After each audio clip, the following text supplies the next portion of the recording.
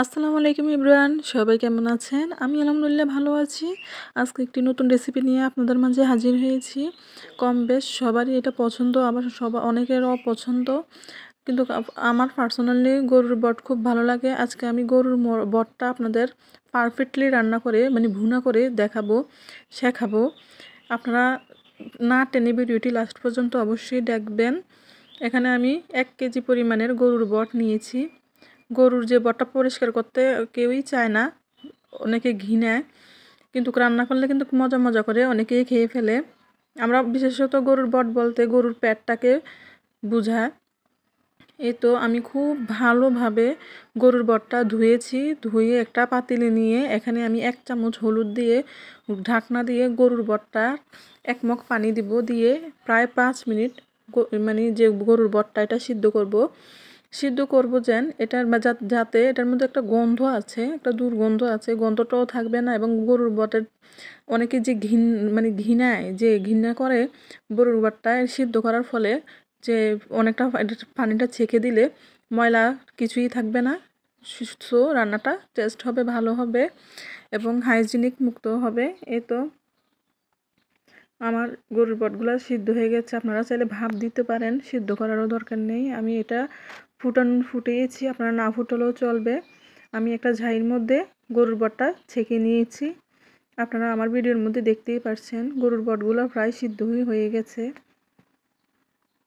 এবার আমি চুলাতে একটি কড়াই বসিয়ে দিলাম। এটার মধ্যে আমি গরুর বটটা ভুনা করব। এখানে আমি দিয়ে দিলাম পরিমাণ মতো তেলটা গরম হওয়ার জন্য অপেক্ষা করব। এবং আমি এখানে 3টা ছোট সাইজের পেঁয়াজ কুচি নিয়েছি। 3টা ছোট সাইজের পেঁয়াজ কুচি আমি তেলের মধ্যে দিয়েছি।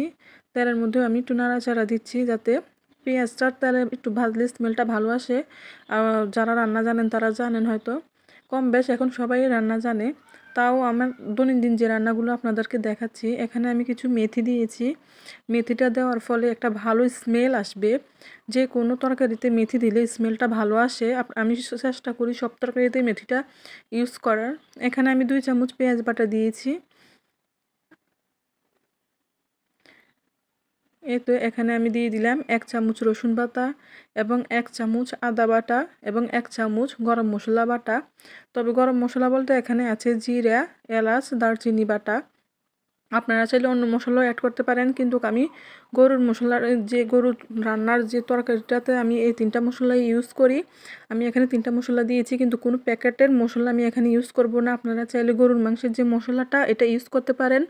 আমি এখানে কোনো প্যাকেটের মশলা ইউজ করব না। এই তো আমি মশলাগুলোকে খুব ভালোভাবে মিক্স করে নিয়েছি, দিয়ে দিয়েছি স্বাদ মতো লবণ, 2 চামচ হলুদ গুঁড়া এবং 2 চামচ মরিচের গুঁড়া। আপনারা যারা ঝাল পছন্দ করেন এখানে মরিচের গুঁড়া একটু বেশি দিবেন। আবার চাইলে আপনারা কাঁচা মরিচ বেটে কিন্তু দিতে পারেন, স্মেল ভালো আসবে, তরকারির স্বাদ টেস্ট ভালো আসবে। আমার হাতে এতটা সময় ছিল না, আমি জাস্ট যা রান্না করেছি আপনাদের সাথে শেয়ার করছি। আমি আমার হাতের কাছে যে উপকরণ আছে ওইগুলো দিয়েই গরুর বটটা আজকে রান্না করতেছি। খুব সহজ নিয়মে আপনারা ভিডিওটা না টেনে প্রথম টু শেষ পর্যন্ত দেখবেন, চেষ্টা করবেন দেখার। যারা সত্যিই রান্না শিখতে চান না টেনে ভিডিওটি দেখবেন।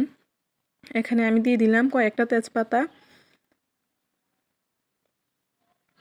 এবার যে সিদ্ধ করে রাখা গরুর বটগুলা আমি এখানে অ্যাড করে দিব, মশলার সাথে অ্যাড করে দেব এবং মশলার সাথে খুব ভালোভাবে মিক্স করে নেব গরুর বটগুলা।